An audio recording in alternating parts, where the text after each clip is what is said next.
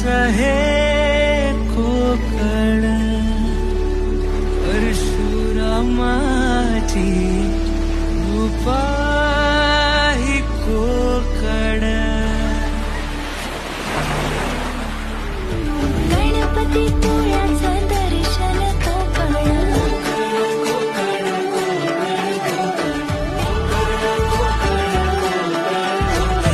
आंबा काजू नारळी पोफळी उडदाची पिठी अन सोलकढी.